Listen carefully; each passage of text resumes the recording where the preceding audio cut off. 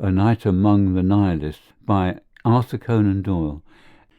Recording by Peter Tomlinson. A Night Among the Nihilists by Arthur Conan Doyle. Robinson, the boss wants you.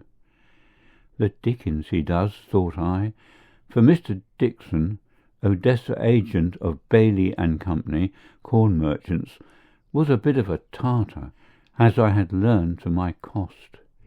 "What's the row now?" I demanded of my fellow clerk. "Has he got scent of our Nikolaev escapade, or what is it?" "No idea," said Gregory. "The old boy seems in a good enough humour. Some business matter, probably. But don't keep him waiting." So, summoning up an air of injured innocence to be ready for all contingencies, I marched into the lion's den. Mr. Dixon was standing before the fire in a Briton's time-honoured attitude, and motioned me into a chair in front of him. "Mr. Robinson," he said, "I have great confidence in your discretion and common sense. The follies of youth will break out, but I think that you have a sterling foundation to your character, underlying any superficial levity." I bowed. "I believe," he continued, "that you can speak Russian pretty fluently." I bowed again. "I have, then," he proceeded, "a mission which I wish you to undertake, and on the success of which your promotion may depend. I would not trust it to a subordinate, were it not that duty ties me to my post at present."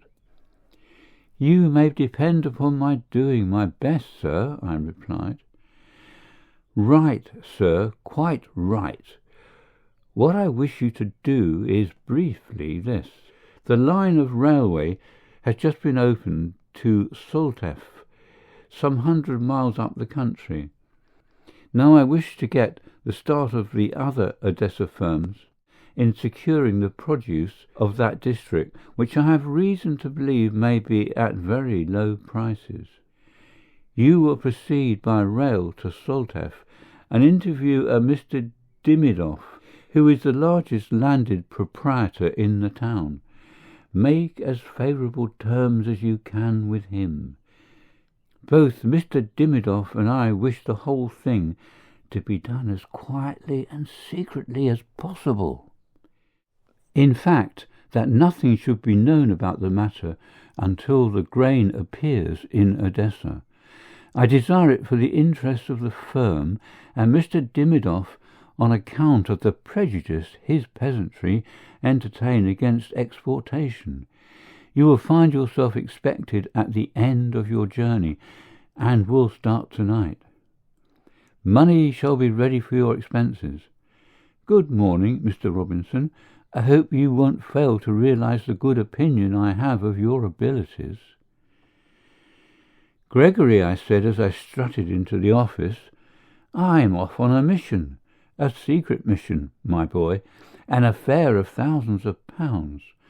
Lend me your little portmanteau, mine's too imposing, and tell Ivan to pack it. A Russian millionaire expects me at the end of my journey. Don't breathe a word of it to any of Simpkin's people, or the whole game will be up. Keep it dark."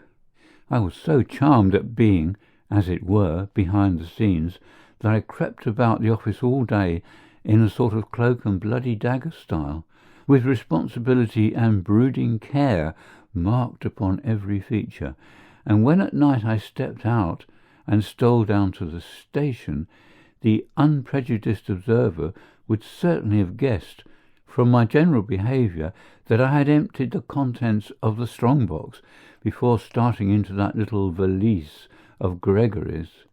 It was imprudent of him, by the way, to leave English labels pasted all over it. However, I could only hope that the Londons and Birminghams would attract no attention, or at least that no rival corn merchant might deduce from them who I was and what my errand might be. Having paid the necessary roubles and got my ticket, I ensconced myself in the corner of a snug Russian car and pondered over my extraordinary good fortune. Dixon was growing old now, and if I could make my mark in this matter it might be a great thing for me. Dreams arose of a partnership in the firm. The noisy wheels seemed to clank out Bailey, Robinson and Company, Bailey, Robinson and Company, in a monotonous refrain, which gradually sank into a hum and finally ceased as I dropped into a deep sleep.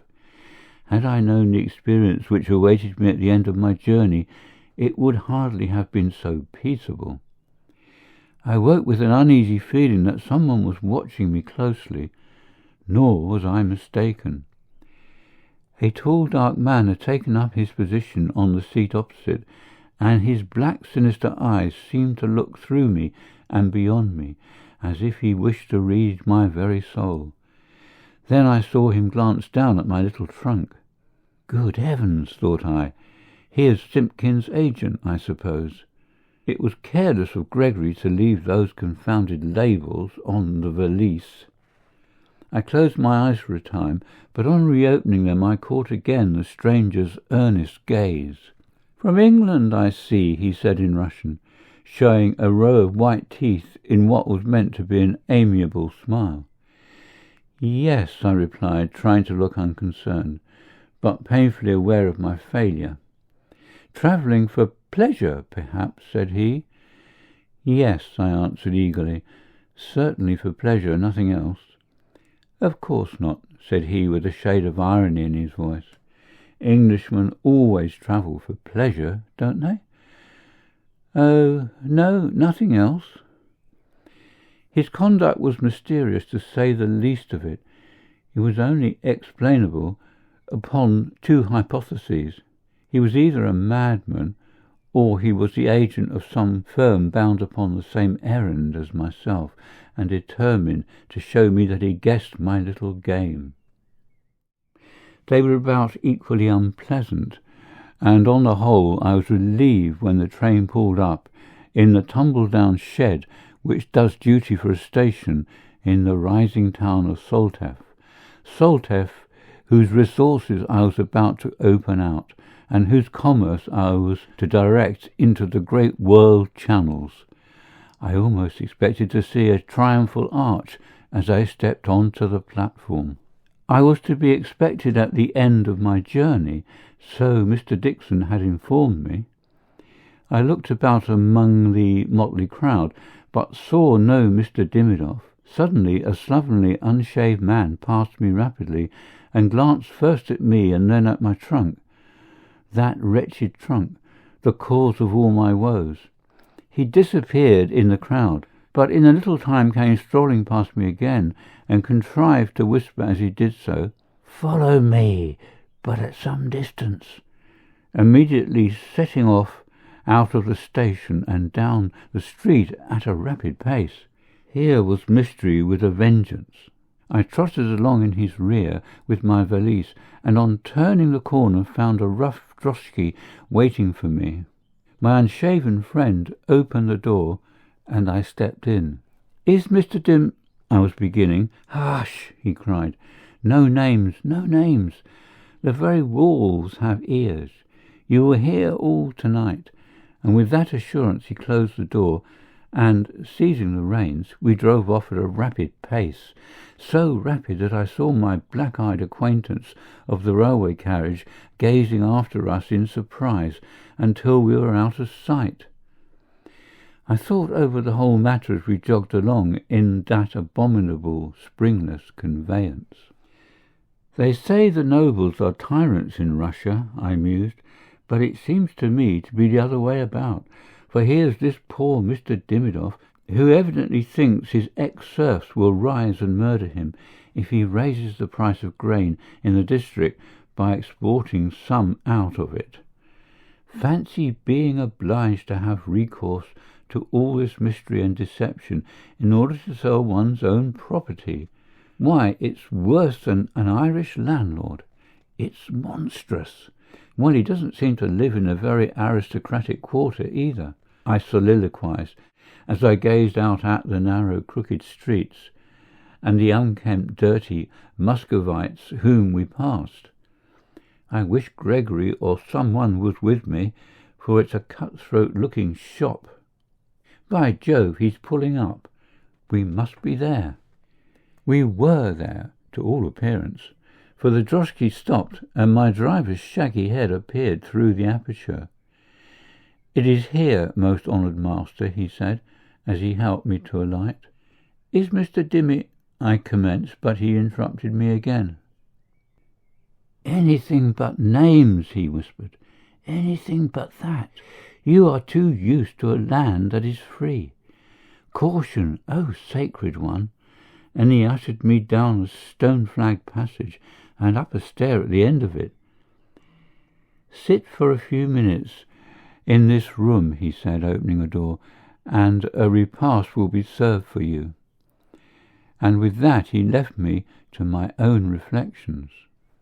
Well, thought I, whatever Mr. Dimidoff's house may be like, his servants are undoubtedly well trained. O sacred one and revered master, I wonder what he'd call old Dixon himself, if he is so polite to the clerk. I suppose it wouldn't be the thing to smoke in this little crib, but I could do a pipe nicely. By the way, how confoundedly like a cell it looks. It certainly did look like a cell. The door was an iron one, and enormously strong, while the single window was closely barred. The floor was of wood, and sounded hollow and insecure as I strode across it. Both floor and walls were thickly splashed with coffee or some other dark liquid. On the whole, it was far from being a place where one would be likely to become unreasonably festive. I had hardly concluded my survey when I heard steps approaching down the corridor, and the door was opened by my old friend of the droshky. He announced that my dinner was ready, and, with many bows and apologies for leaving me in what he called the dismal room, he led me down the passage and into a large and beautifully furnished apartment. A table was spread for two in the centre of it, and by the fire was standing a man very little older than myself. He turned as I came in and stepped forward to meet me with every symptom of profound respect. "So young and yet so honoured!" he exclaimed, and then, seeming to recollect himself, he continued, "Pray sit at the head of the table. You must be fatigued by your long and arduous journey. We dine tête-à-tête, but the others assemble afterwards." "Mr. Dimidoff, I presume?" said I. "No, sir," he said, turning his keen grey eyes upon me.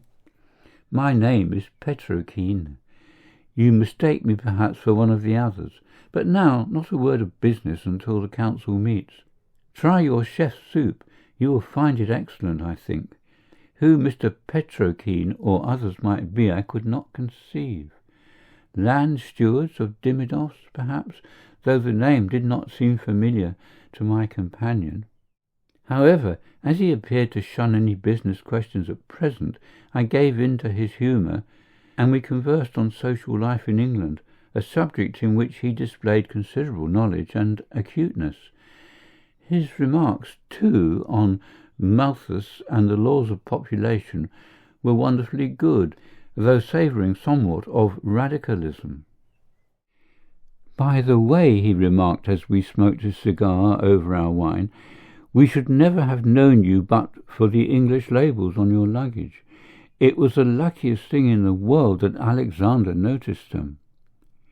We had had no personal description of you. Indeed, we were prepared to expect a somewhat older man." "You are young indeed, sir, to be entrusted with such a mission." "My employer trusts me," I replied, "and we have learned in our trade that youth and shrewdness are not incompatible."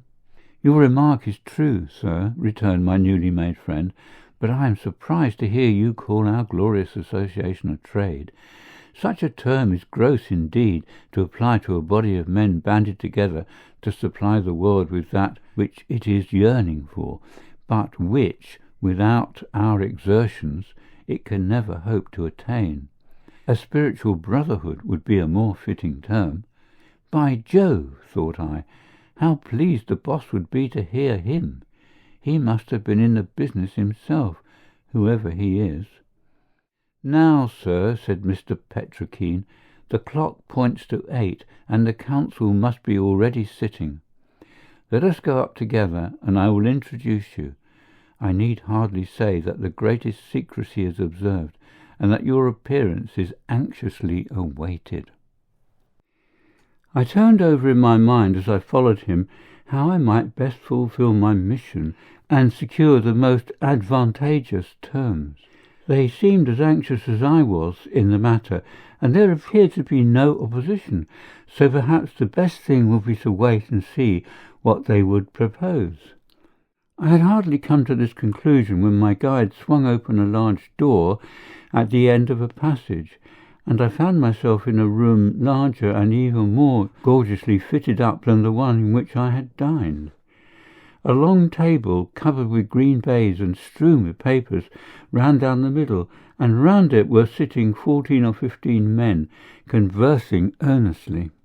The whole scene reminded me forcibly of a gambling hell I had visited some time before. Upon our entrance the company rose and bowed. I could not but remark that my companion attracted no attention, whilst every eye was turned upon me with a strange mixture of surprise and almost servile respect. A man at the head of the table, who was remarkable for the extreme pallor of his face, as contrasted with his blue-black hair and moustache, waved his hand to a seat beside him, and I sat down.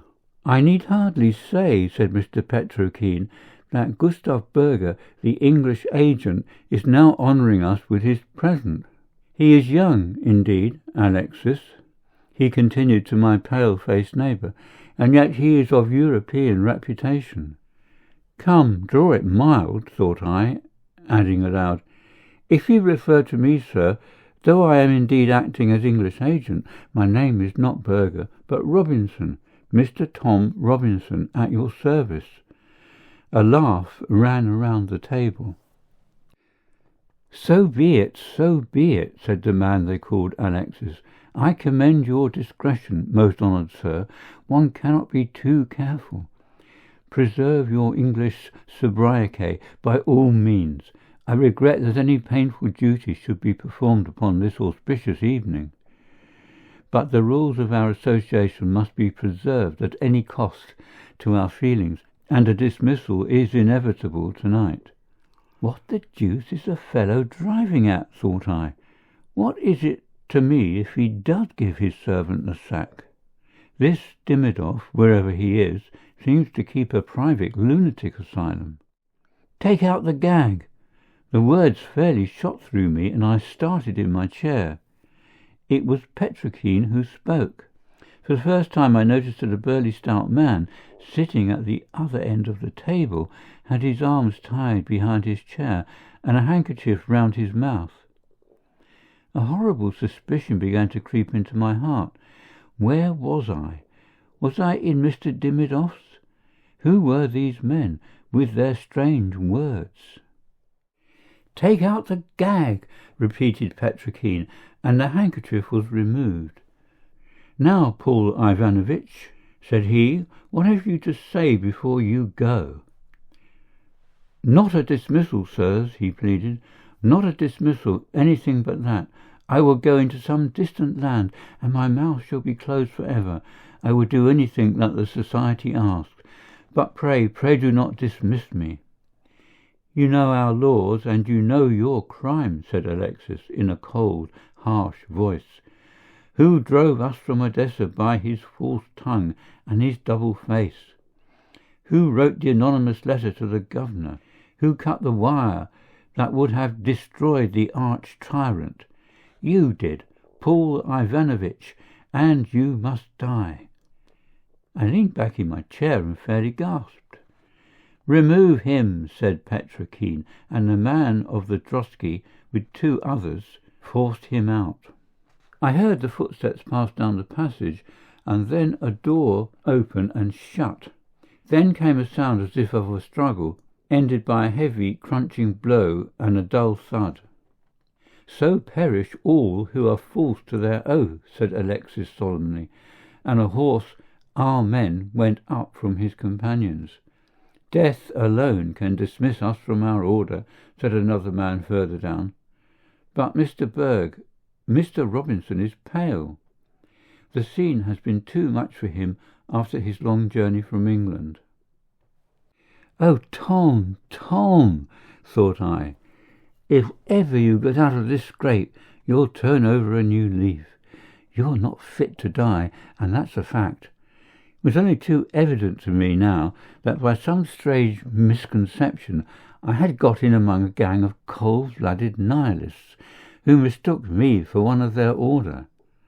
I felt, after what I had witnessed, that my only chance of life was to try to play the rôle thus forced upon me until an opportunity for escape should present itself. So I tried hard to regain my air of self-possession, which had been so rudely shaken. "I am indeed fatigued," I replied, "but I feel stronger now. Excuse my momentary weakness." "It was but natural," said a man with a thick beard at my right hand. "And now, most honoured sir, how goes the cause in England?" "Remarkably well," I answered. "Has the Great Commissioner condescended to send a missive to the Saltef branch?" asked Petrokeen. "Nothing in writing," I replied. "But he has spoken of it." "Yes, he said he had watched it with feelings of the liveliest satisfaction," I returned. "'Tis well, 'tis well," ran round the table. I felt giddy and sick from the critical nature of my position. Any moment a question might be asked which would show me in my true colours. I rose and helped myself from a decanter of brandy which stood on a side table. The potent liquor flew to my excited brain, and as I sat down I felt reckless enough to be half amused at my position and inclined to play with my tormentors. I still, however, had all my wits about me. "You have been to Birmingham?" asked the man with the beard. "Many times," said I. "Then you have, of course, seen the private workshop and arsenal?" "I have been over them both more than once." "It is still, I suppose, entirely unsuspected by the police?" continued my interrogator. "Entirely," I replied. "Can you tell us how it is that so large a concern is kept so completely secret?" Here was a poser, but my native impudence and the brandy seemed to have come to my aid. "That is information," I replied, "which I do not feel justified in divulging even here. In withholding it I am acting under the direction of the Chief Commissioner." "You are right, perfectly right," said my original friend Petrokeen. "You will no doubt make your report to the Central Office at Moscow before entering into such details." "Exactly so," I replied, only too happy to get a lift out of my difficulty. "We have heard," said Alexis, "that you were sent to inspect the Livardia. Can you give us any particulars about it?" "Anything you ask I will endeavour to answer," I replied in desperation. "Have any orders been made in Birmingham concerning it?" "None when I left England." "Well, well, there's plenty of time yet," said the man with the beard. "Many months. Will the bottom be of wood or iron?" "Of wood," I answered at random. "'Tis well," said another voice. "And what is the breadth of the Clyde below Greenock?" "It varies much," I replied. "On an average about 80 yards." "How many men does she carry?" asked an anemic-looking youth at the foot of the table, who seemed more fit for a public school than this den of murder. "About 300, said I. "A floating coffin," said the young nihilist in a sepulchral voice. "Are the storerooms on a level with or underneath the state cabins?" asked Petrokeen. "Underneath," said I decisively, though I need hardly say I had not the smallest conception. "And now, most honoured sir," said Alexis, "tell us what was the reply of Bauer, the German socialist, to Ravinsky's proclamation." Here was a deadlock with a vengeance. Whether my cunning would have extricated me from it or not was never decided, for Providence hurried me from one dilemma into another, and a worse one. A door slammed downstairs, and rapid footsteps were heard approaching. Then came a loud tap outside, followed by two smaller ones. "The sign of the society," said Petrokeen, "and yet we are all present. Who can it be?" The door was thrown open, and a man entered, dusty and travel-stained, but with an air of authority and power stamped on every feature of his harsh but expressive face. He glanced round the table, scanning each countenance carefully. There was a start of surprise in the room. He was evidently a stranger to them all. "What means this intrusion, sir?" said my friend with the beard. "Intrusion?" said the stranger. "I was given to understand that I was expected, and had looked forward to a warmer welcome from my fellow associates. I am personally unknown to you, gentlemen, but I am proud to think that my name should command some respect among you. I am Gustav Berger, the agent from England, bearing letters from the Chief Commissioner to his well-beloved brothers of Soltef." One of their own bombs could hardly have created greater surprise had it been fired in the midst of them. Every eye was fixed alternately on me and upon the newly arrived agent. "If you are indeed Gustav Berger," said Petrokeen, "who is this?" "That I am Gustav Berger, these credentials will show," said the stranger, as he threw a packet upon the table. "Who that man may be I know not, but if he has intruded himself upon the lodge under false pretences, it is clear that he must never carry out of the room what he has learned. Speak, sir," he added, addressing me. "Who and what are you?" I felt that my time had come.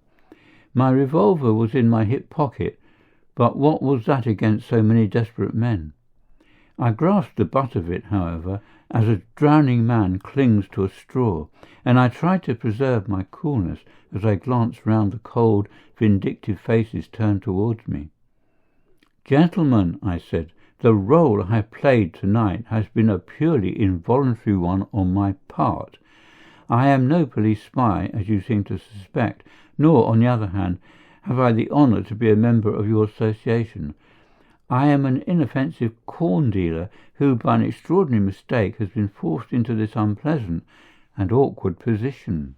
I paused for a moment.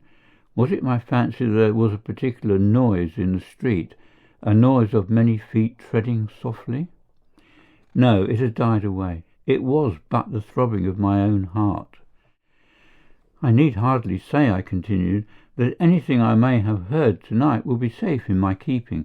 I pledge my solemn honour as a gentleman that not one word of it shall transpire through me." The senses of men in great physical danger became strangely acute, or their imagination plays them curious tricks. My back was towards the door as I sat, but I could have sworn that I heard heavy breathing behind it. Was it the three minions whom I had seen before in the performance of their hateful functions, and who, like vultures, had sniffed another victim? I looked round the table. Still the same hard, cruel faces. Not one glance of sympathy. I cocked the revolver in my pocket. There was a painful silence, which was broken by the harsh, grating voice of Petrokeen.